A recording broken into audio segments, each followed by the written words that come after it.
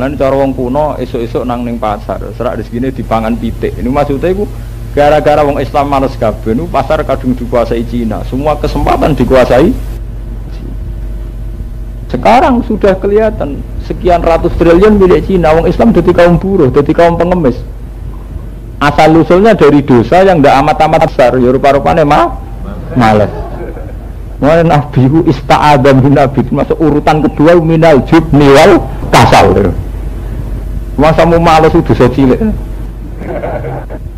Wong Islam nek iskon kukur-kukur wah betah ra karuan lho. Wes kon kongkoi kon kukur betah ra karuan. Mulane jarene ulama-ulama riyen ada 3 hal sing mufsidatun lil mar'i ayyam mafsadatin. Perusak segala perusak. Itu termasuk al-faragh, sifat nganggur. Niku mufsidatun ayyam mafsadatin. Dalam redaksi ulama dulu dikatakan perusak sejati. Ya kados tengah ndawon sampean pikir. Mana gua syukur ana partai-partai Islam di luar NU, kados PKS, kados PBB. Bareng kuwi selip mbek partai-partai agresif. Ngerti-ngerti kedodoran tenan. Harus kedodoran lagi nyanyi, ya betul akumulasi mergo males kan, males galang masa, males dinamika, bareng keselip wong gremeng, akhirnya nuduh Wahabi, kalah jurus menang nuduh, bener ora pokoknya menang, bener gak penting, pokoknya ada gedeng pokoknya, bareng kalah mbek Cina terus, revolusi anti Cina. Ora usah anti kerja keras, Cinane kiri wis wedi. Ya, tapi kowe revolusi kaya apa nak Cinane sugih kelar tuku tentara. Akhire wong Jawa demo dijogo mbek tentara Jawa. Berarti alat negara nglindungi aset Cina. Kowe mbok modalne nekat. Ora ngeri. Kowe sing wong Jawa asli demo ora dilindungi negara. Kono Cina dijaga aparat negara, karena bisnis mereka sudah menggurita menjadi kebutuhan nasional. Man saya pikir, kados Indofood punya jaringan tepung yang sudah sekian juta cabang. Iku Indofood mutung, iku Indonesia bangkrut. Apa sakit Gus?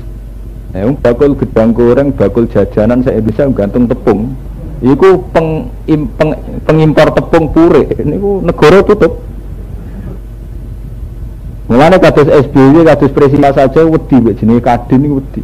Kamar Dagang Nasional. Iku nak ngintimidasi negara ngono. Negara karepe ya engkek kepengin rega turun, kepengin apa-apa murah. Iki jare bos-bos sing wis nguasai gurita nasional. Ngimpak. Ya wis nak ra mek bathi rasa dagang, tak prai rongwu. Ya negara serawani. Karena bisnis mereka sudah menjadi ekonomi penyangga ekonomi nasional, dan itu kesempatan itu sudah diambil alih oleh Cina. Mutung ngoten tok mun tutup negara. Mutung urusan tepung saja, belum urusan yang prinsip kak minyak goreng. Coba sekarang produsen minyak goreng mulai yang kemasan sampai yang tidak itu sudah Cina semua. Itu mereka bisa kartel, bisa apa saja. Itu kalau negara menyarankan turunkan harga minyak, itu piro Menteri Perdagangan ngumpul no. Bareng itu dijawab, wes Bu Menteri nak ora oleh mek badi, aku tak orang gawe. Itu sak Indonesia. Tapi ini berangkat dari akumulasi karena umat Islam sendiri malas. Padahal kata pakar-pakar ekonomi, andai kan setiap daerah itu memperdayakan potensinya, Dulu ketika minyak goreng sampai 12.000, gitu nggih. Wong Indonesia kan geger. Itu kan banyak pakar-pakar menyarankan. Andai kan setiap kampung punya kearifan lokal, bikin minyak kelapa sendiri, punya koperasi sendiri, itu ketergantungan pada minyak produsen besar rendah. Ujung-ujungnya ya mergo males sih balik ning bab napa? Marut tak kesel, engko meresi ya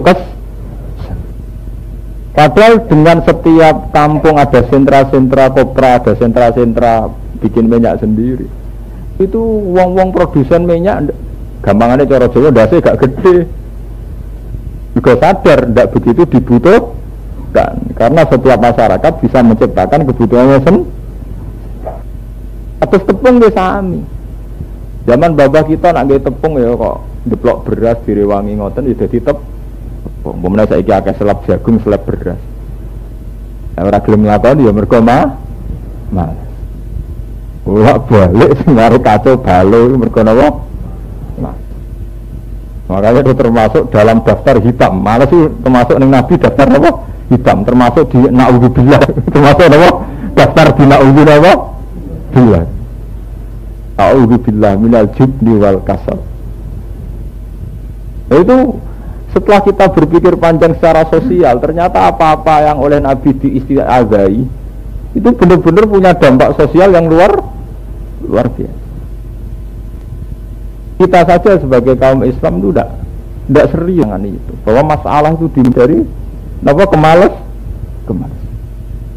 Itu saya sampean punya anak sekolah di perawatan atau di kedokteran, anaknya sampean sergap SKS sudah ditempuh sekian, materi pelajaran sekian, sangka umumnya 6 tahun, bisa 4 tahun, bisa 3 6 tahun S2.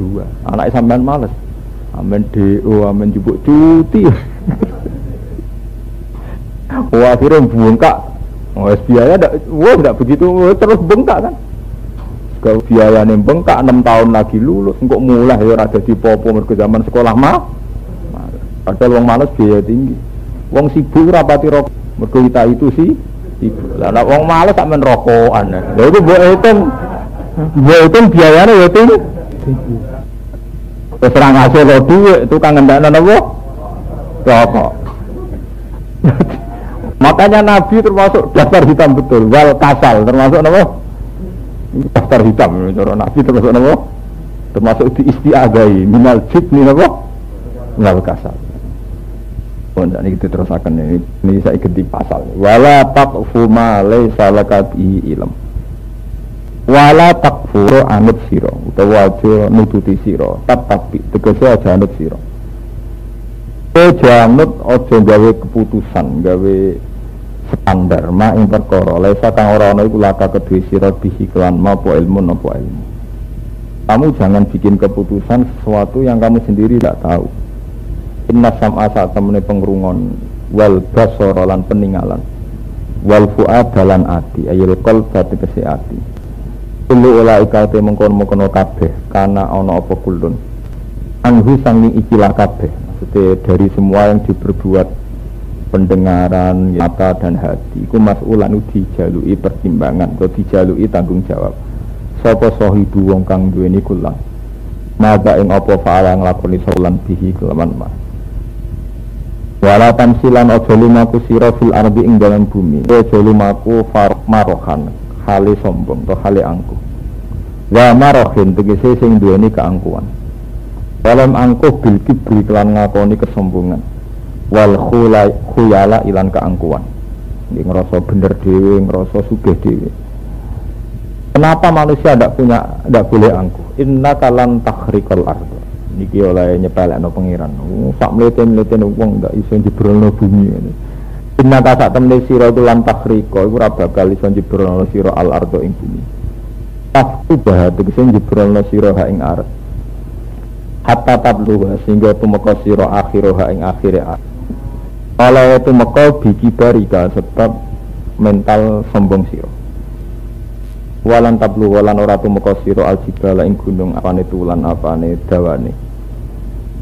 Al makna te maknane ngene, annaka sak temne sira la tablu iku ora tumeka sira hadal mablak ing ikilah tumeka. Pake pamoko kali kaya apa tahtalu. Napa jenenge sombong sira. Misale sampean tangklet Tapi tidak bagus bisa menempuh beberapa gunung tertinggi di dunia. Tapi itu tidak karena kesombongannya, satu rumus ilmiah. Nah, karena sombong tidak bisa. Mereka bisa naik gunung tinggi karena ada teknologinya, ada panduan pengetahuan ya, bahwa tingkat suhu sekian harus pakai ini, tingkat suhu sekian harus pakai ini. Nah, dengan demikian tidak karena kesombongannya, karena Tuhan bisa melecehkan, meletemu ngono, jebule apa yang puncak Everest itu dengan jaket. Berarti kowe manusia sing cerdas jebule ngledek butuh jaket. Jadi pangeran nak melehno kan gampang tuh. Jare kowe hebat, jebule selamat tem gantung jaket ngono wae. Berarti selamat tem gantung barang sepe. Karena aku melete tenan kudune surat bergantung barang liya. Ciri utama wong melete kan sawangane ra butuh wong liya ra li. Jebule ngledek isane selamat butuh napa? Jaket. Lan pangeran nak melehno manusa jan ngoten. Namrud riyen mati ini mboten liwat pasukan militer, mboten liwat Jibril. Nah liwat Jibril terlalu terhormat, sawane Namrud hebat sing mateni luwih hebat. Iku gak keren. Maksudnya mati ini jadi terhormat. Mergo Namrud dipateni Jibril ngeran moh ngoten. Gak mutu, mateni ngoten mboten mutu. Ora iso nglecehno. Namrud niku dipateni ambek nyamuk sing lari ku ilang sitok. Ora nyamuk utok, nyamuk lari sitok terbang mlebu ning gone irunge Namrud. Iku mlebu nganti tok utek. Mati ya. Ora mlete-mlete leboni semut sitok ning kuping. Ampun tenan. Uang lara ditreng misale dilingkis iki cek pantes. Pancen dilingkis kok gak lo. Cek iso mlete. Leboni semut sitok ning kupinge. Mau perang ngelacehno tenan. Ya meletemu ngono, gagamu ngono, pelepak-pelepukmu ngono, mbek semut sitok gegere gak keren. Jadi pengiran di sunnah ngelecehno mbek barang cilik. Mulane sampai ana ayat inna wa la yastahi ayyadrika masalam ma ba'udatan sama Allah ora isin nak gawe perumpamaan nganggo barang-barang sing cara manusa sepele kaya nyamuk. Secara pangeran teknologi nyamuk itu lebih canggih timbang teknologi gajah. Allah mbek gajah itu gampang. Luwih kangelan. Akeh jendela gajah mbek nyamuk akeh nyamuk. Padahal gawe ini luwih angel. Gampang. Kula lah bayangno manusa lah ndak Pak. Gampang. Itu takokno pematung. Mantep pematung. Pematung paling canggih sak donya iku matung jajal aku gak patung nyamuk gak pusing. Kenapa ada contohnya? Lalu gimana awal nonton bak udutan nyamuk? Kalau gajah cek sam, ono pematung pemahat. Oke, sampean pesen. Wes sak triliun ya nyamuk. Gedene yo podo, besene podo. Rak milih. Wes 50 juta lah gajah ya karwan iso. Turun gambare. Lah gajah di belalai cek gampang. Gajah itu belalai ini bolong. Barang gede bolong ini cek gampang. Nyamuk wis cilik dua belalai. Belalai ini bolong. Itu piye lembang bolong itu belalai ini nyamuk. Bolong tahu serah kesampean. Bolong ini belalai ini apa? Bolong ini belalai. Saya sak penggawean. Bolong ini nyamuk. Makanya nyamuk itu dibikin Tuhan dengan teknologi yang sangat ruwet teman-teman.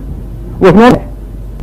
Lah anak nyamuk cuwili ijek kudu bolongin apa belalene.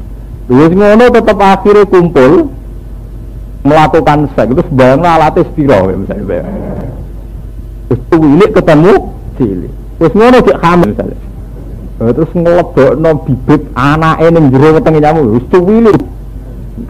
Baca ngantung cek gampang, wetenge ombo. Saya ini nyamuk. Tetap napa ngantuk.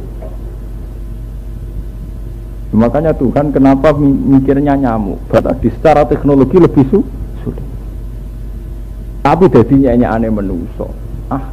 Kekuatannya nyamuk. Jadi canggih nyamuk timbang gajah canggih apa?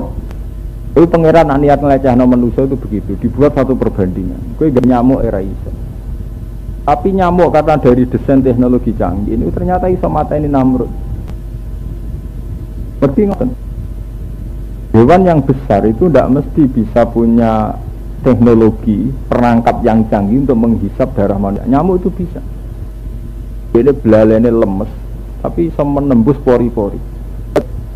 Ketika manusia ora iso, tapi nyamuk malah apa? Iso. Dan Namrud itu dibunuh pakai itu. Mulane hati-hati nggih mbek nyamuk. Sing mateni Namrud itu nyamuk. Nganti saiki. Lho nggih sing mateni wong sak donya itu ya karena nyamuk kan, nyamuk DB itu. Demam berdarah itu karena apa? Nyamuk. Nanti wingi wong Jombang Kediri iso mlaku gara-gara nyamuk cikungunya kok piye gitu ya. Iya ta nggih. Kecanggihan nyamuk wis teruji bareng ngalahno Namrud iki rong pensiun. Kasus DB itu gara-gara apa? Nyamuk. Kasus cikungunya gara-gara apa? Kematian wong dipangan macan sak donya kena dihitung. Tapi kalau karena DB sudah juta. Ternyata manusia itu begitu lemah. Kok sombong ku piye? Ambek nyamuk gletek kalah. Kok terima ambek seekor napa? Itu memang Tuhan punya tradisi begitu. Kalau melecehkan manusia itu dengan sesuatu yang di mata manusia hina. Tapi jebule punya kekuatan yang dahsyat. Mulane pangeran cerita, manusia itu lapo sombong, munggah gunung dengan keangkuhannya. Mau iso itu dengan sesuatu yang harusnya tidak angkuh. Itu mergo gletek butuh barang li. Mletene ngono mau diselametno sebuah jaket. Sebuah benda mah. Walang tabluhul jibala tulam. Nanti Imam Suyuti lenap hatta tabluhu akhiroha bikibarika. Tidak bisa kamu sampai ke situ dengan keangkuhan kamu. Kullu wali'uhu 'inda rabbika makruha.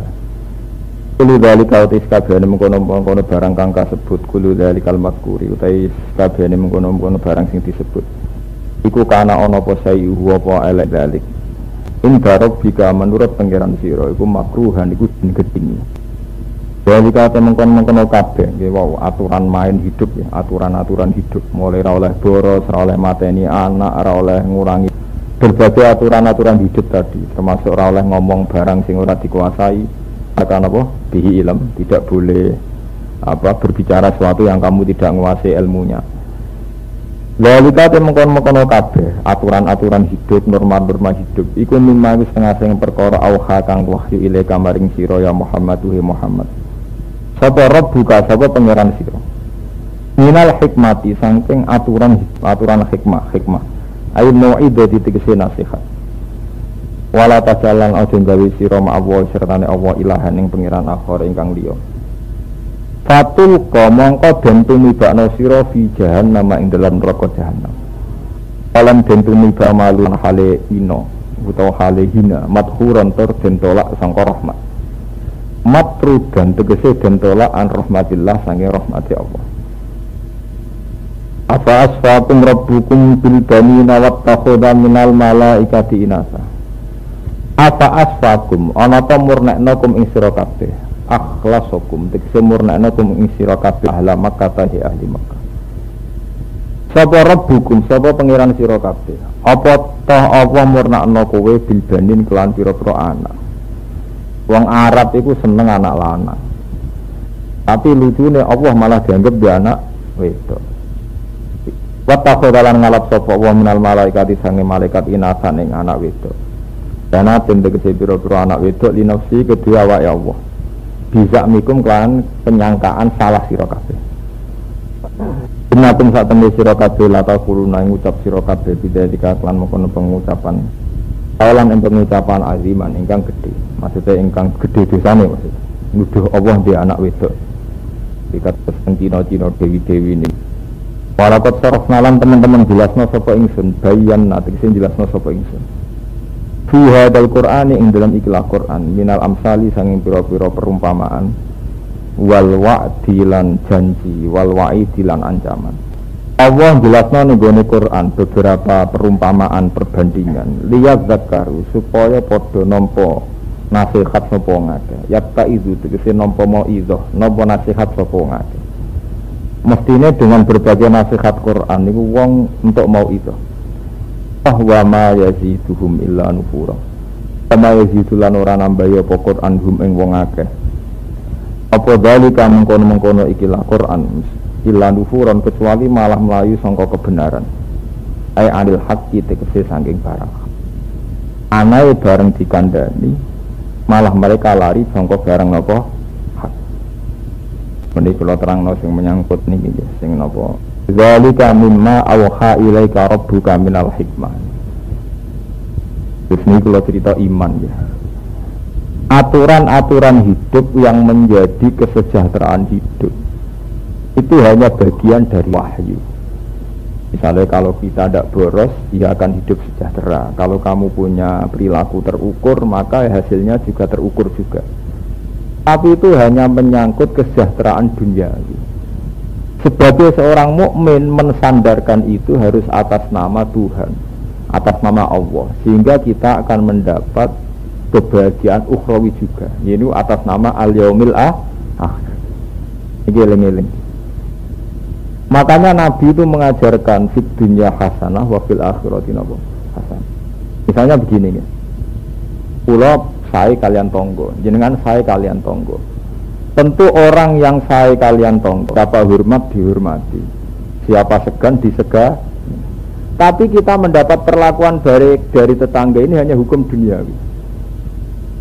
Lemahnya hukum duniawi, kue ngekei tonggo, ngutangi tonggo, meminjami tonggo. Itu kalau gak bareng hukum akhirat, kue untuk bahagia mau dunia tok.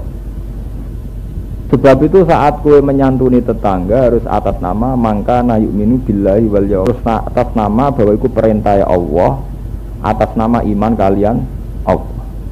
Karena kalau atas nama duniawi, kamu hanya bahagia duniawi saja. Makanya ketika di Quran, man aradal akhirata wa sa'alaha sa'yahu wa huwa mu'minun fa ulaika kana sa'yuhum maskura. Kan demikian, kula bolak-balik matur teng santri kula. Ngene jamaah kula. Duniawi itu hukum yang tidak didominasi orang soleh saja. Nah ana kiai ana santri sering ngutangi kancane, iku ora usah sok soleh. WTS ya sering ngutangi kancane. Maling mbek maling ya utang. Nah, santri mulai kang aku ora duwe utangi tak nggone sangu murah kira lonte be mulai ya utang kancane, aku ora duwe utang. Sebab itu kelebihan sosial itu udah dimiliki orang soleh, orang dolim juga lah yang bedakna wong soleh ambek wong dolim, sosiale wong soleh atas nama Allah. Yaiku sing disebut ibadah lillahi ta'ala. Akibatnya beda banget. Misalnya kula tiang sing mboten soleh, ngekei tonggo 100.000. Suatu saat butuh 100.000 ora dikei gremeng tenan.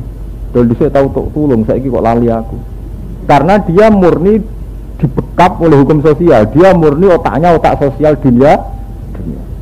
Coba kalau dia berpikir secara akhirat. Ketika dia utang ra oleh, alhamdulillah sampean ra tau ngamal ning aku, tapi aku ditegir tau ngamal ning sampeyan. Dia tetap akan berpatokan la tubtilu sedaqatikum bil manni. Aku ra bakal batalo sedekahku ning kowe hanya karena kowe saiki ra gelem sedekah ning aku. Itu yang membedakan adalah konsekuensi dari cara awal memberi. Karena dari awal memberi karena yu'minu billahi wal yaumil akhir, dia tidak akan rugi juga, tidak akan kecewa. Apapun kasus yang terjadi kemudian. Kalau uang ngapi tonggo atas nama perintah Allah, suatu saat tanggane rapi, ini ora getun. Alhamdulillah tahu ngamal, alhamdulillah wis koyok perintah Allah. Tapi nak atas nama sosial ketika tonggo itu mangkel kan. Pak kei jebule wong cek pancet. Itu kali rumah ponakan ini. Rata-rata kenapa di Pak Lin nganter getun. Cilike tak rumat, gede-gede lalu. Wah. Ya karena dia ngrumati dengan kompensasi sosial. Saiki juru sing ngongkon diutek ngono sapa. Islam tidak mengajarkan otak begitu, otak Cina. Berarti logika kamu kan logika investasi kan, logika dagang kan?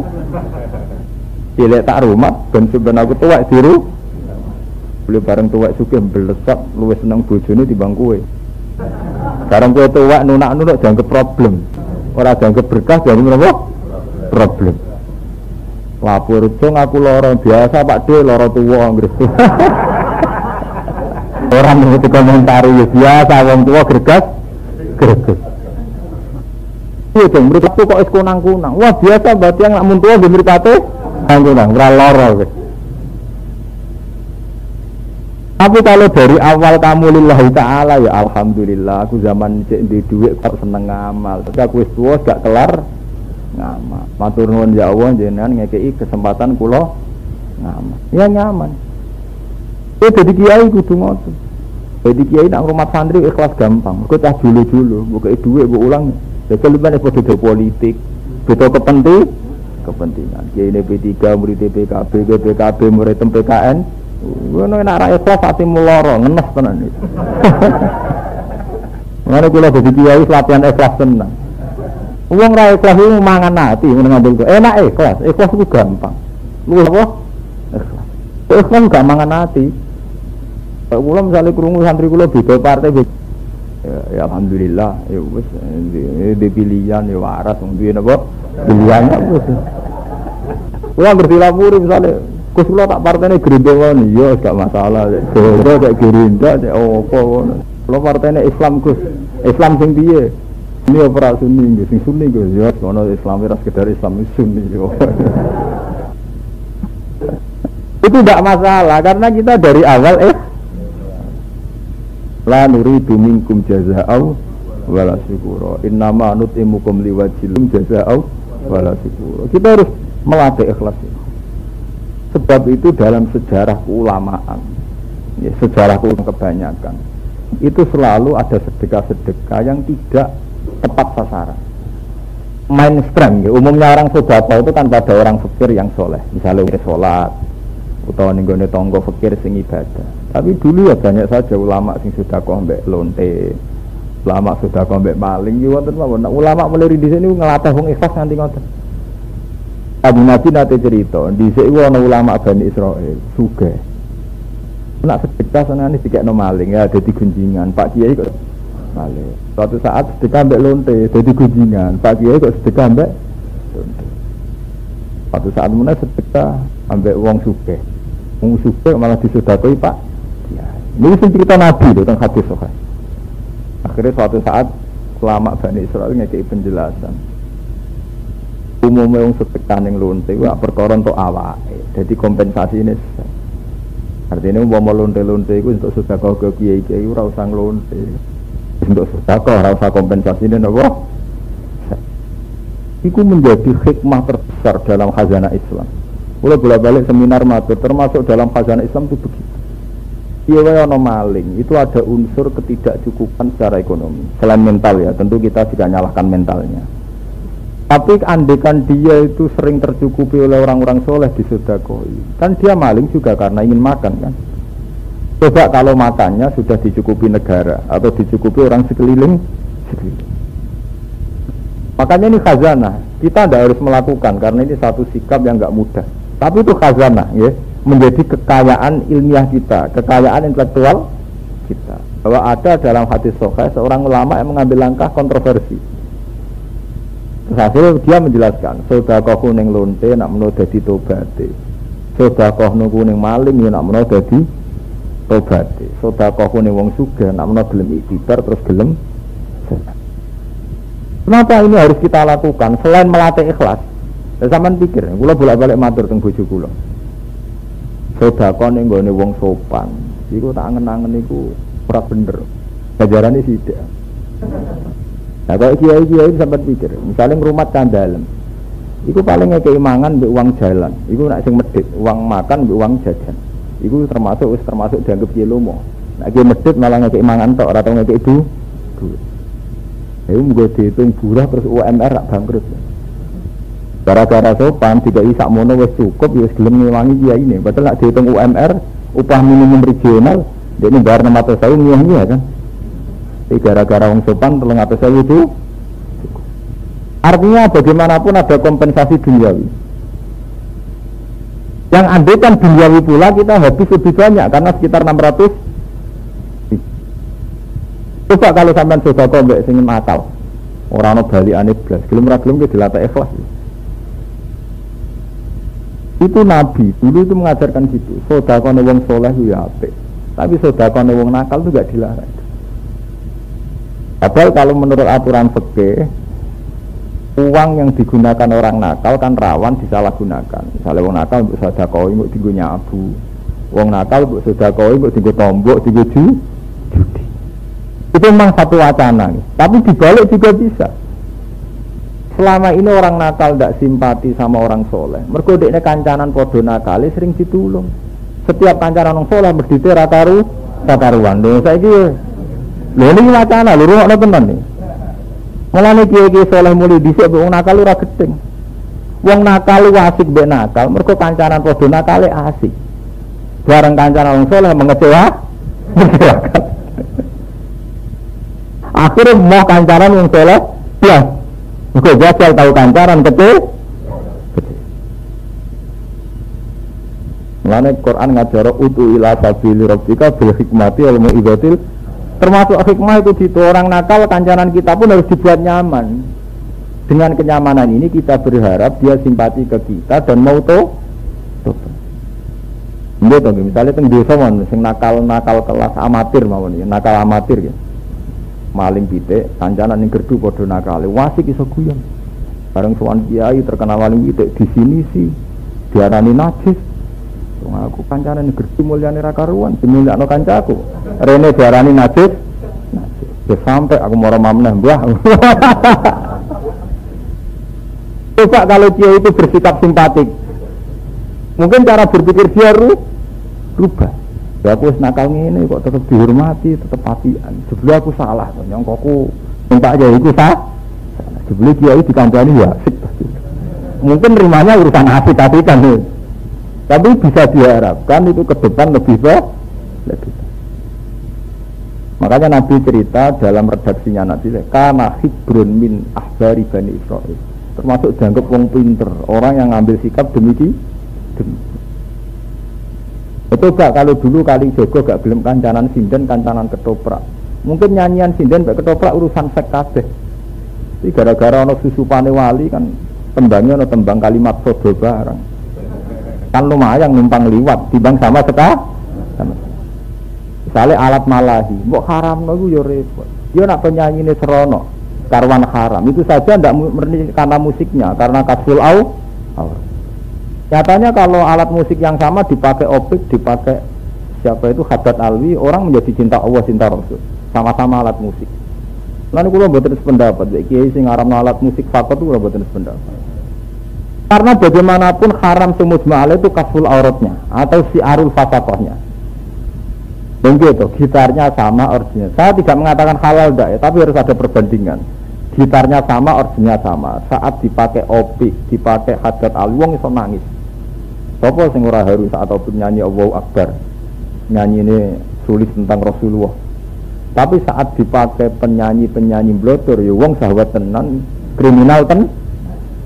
Tapi itu kan sudah kombinasi kan. Karena yang satu serbanan, ana musik lah ra ndadekno wong sahabat. Sing sitok wis musik ana wong uga, ndadekno napa?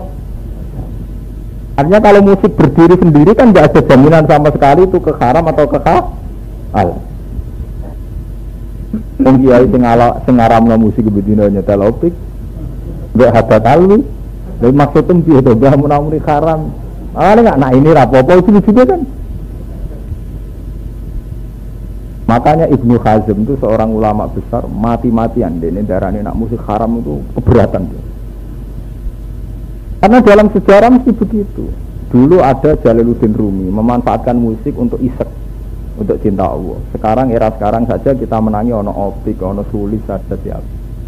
Itu sing orang karena dengar alunan-alunan itu menjadi mencintai Tuhan dan Roh. Meskipun musik yang sama digunakan orang-orang nakal yang kemudian menjadi nakalan juga, menjadi maksiat. Makanya dari Ibnu Hazm jangan-jangan musik itu kayak peso. Peso nak gue masak, gue permatamu ya ibadah, gue nyusul uang ya dosa tenan. Ya artinya barang-barang ngono karek kegunaan ya kan. Ya tangan gue sujud di ganjaran tenan, gue jotosi uang ya maksiat. Sama seperti yang hadis pertama tadi. Alat kelamin wa fibut ya hajikum. Ketika kita ngumpul istri ya ganjaran tenan. Bandingannya saat haram ya dosa. Karena ketika Nabi ayati ahaduna syahwatahu wa huwa lahu ajrun, mosok tiyang urusan syahwat ditulis ganjaran ya Rasulullah. Jawabin Nabi, Iya, nak dek ini tinggal haram, ya jadi itu. Karena sifatnya barang tuh netral, bisa haram, bisa halal. Mana kalau nyuwun teng mriki nggih, liwat ngaji niki kita harus kembali nggih. Kembali pada khazanah-khazanah Islam yang luas. Termasuk sikap-sikap kontroversi seorang ulama Bani Israel yang diterima Rasulullah, senengane sedekah mbek maling, mbek wong zina. Makanya kita punya sejarah nggih. Dulu kita punya sejarah kayak Gusme, kiai sing ngancani wong fasik-fasik. Di Jakarta ada kiai-kiai kayak Gus Dur. Kita ndak bela ndak, tapi kita punya ruang, secara intelektual punya ruang untuk memberi hak mereka melakukan ijtihadnya. Nggih, sampean jangan salah paham nggih. Kita bukan anti atau mendukung ndak, tapi kita punya khazanah untuk memberi beliau-beliau ini ruang.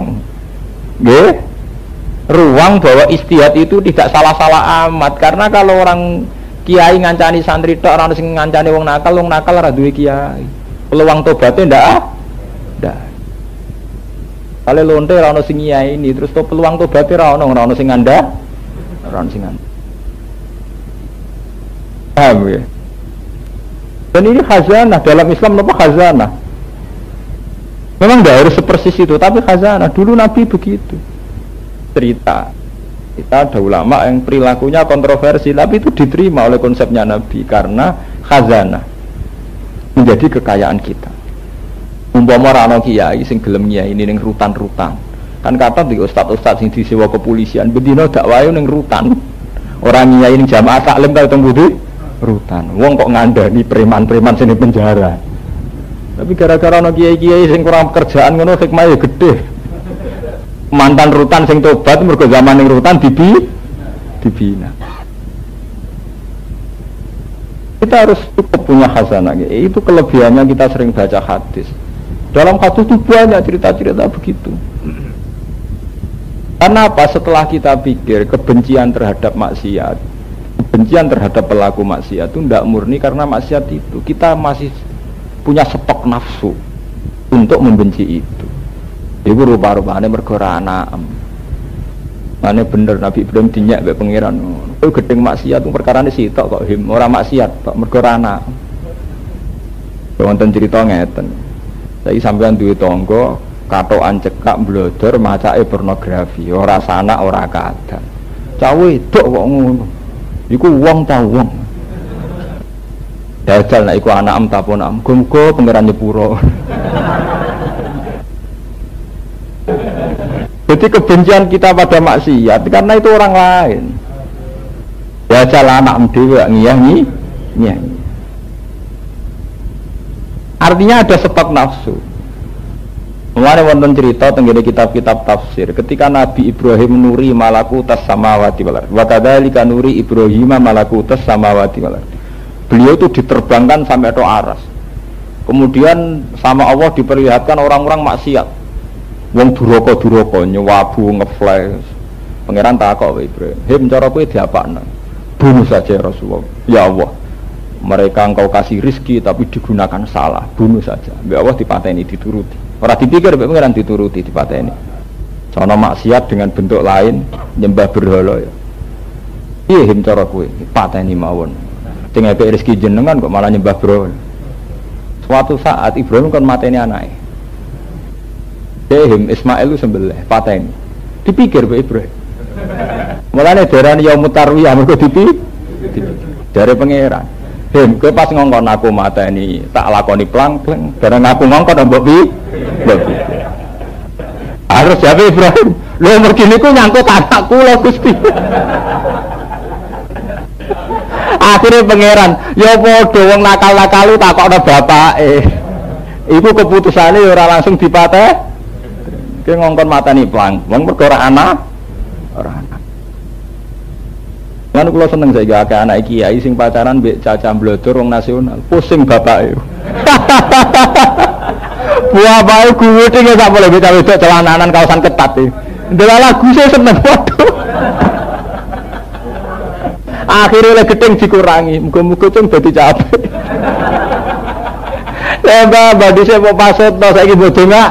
Nah, mergo dhisik ra ono hubungan batin sampe dene saiki dadi pacare anake. Akhire cung muga-muga dadi cah apik. Lah yang gladek. Karena kebencian kita pada maksiat itu tidak lepas dari nafsu. Mana dalam ilmu tasawuf itu tidak bisa hidup begitu, tidak bisa. Lalu kalau termasuk ulama yang sering ngopi ambaan ngebis, biasa kalau nang Yogyakarta nggih ngebis. Dibuatan pajinan nggih biasa. Ben roh donya. Beneran apa? Donya. Ketemu wong nakal bolak-balik, ketemu melete bolak-balik, ketemu wong saleh nggih bolak. Niki kula biasa mawon. Karena kula mulai ilmu kelas ngoten niku, pun kelas tasawuf. Ayo roh donya niki biasa mawon. Dicucuk wong biasa, dipisah yo napa? Biasa. Nggih urip wis ngaten niki ape. Ya karena setelah dipikir itu bener pengen. Maksiat itu pasti begitu. Kita benci maksiat, tapi sama-sama maksiat ketika itu anak kita kan ya Allah jenengan paringi hidayat. Beri waktu ya Allah untuk dia tuh mergo sing maksiat anake sam jajal sing maksiat wong liya. Wong ngono kok mbok beno to Gusti. Hanya karena itu udah anak ki. Lane tenggene tafsir Munir teng kitab-kitab ono cerita, wong malaikat sing sok suci diwelehno pangeran. Gusti manusa iku do maksiat, tengane zina selingkuh. Mbok jenengan siksa. Dari pangeran kuwi ora apa.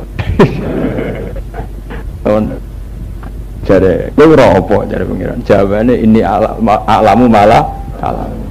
Tenan Gusti, manjer maksiat tenan. Lho mergo manusa tak kei nafsu, kowe iku sok suci mergo ora tak kei nafsu. Jajal tak kei, tenan. Harut marut ku jajal. Dikai nafsu diturunno ning bumi. Lha coba pertama ku pinggir wong wedok adus. Nek cerita kita itu. Abe harut marut langsung diperkosa. Jare pangeran, manusa nak ape zina ngenteni kerayu setahun 2 tahun ke malah langsung. Cek lumayan manusa cek tahun nimbang. Bareng kowe dikei nafsu turun pertama langsung apa? Jadi. Itu nunjukno betapa tidak mudah kita untuk anti maksiat dengan arti itu maksiat. Kita ternyata anti berkait dengan karena subjeknya, pelakunya tidak keluarga kita. Target kita ampun. Mana saat ini kata kiai-kiai kewala, godeng PKB dalam mantune PKB, godeng Golkar adalah besanan mbek wong Golkar. Mana keluar mbek partai kon gedeng teman-teman ya mau ngenes di anak pusing loh. Kayak kiai-kiai kuata, teng Rembang ya kuata, kiai godeng Muhammadiyah, lah anak kuliah pacaran mbek Muhammadiyah. Ampun tenan. Ya gedeng PKB ben anak pacaran kae. Pokoknya nak kena keluarga itu hampir lebur, yang kena keluarga pengapes. Mana saat ini biasa. Saat ini biasa mawon. Makanya ini dalam khazanah Islam itu ada pilihan-pilihan dalam cara dakwah, cara ijtihad. Sementing kabeh iku fafru ilau ilallah. Sementing kabeh iku udrabbika bil hikmati wal mau'izatil hasanah. Pun iki walam mengke ngombas.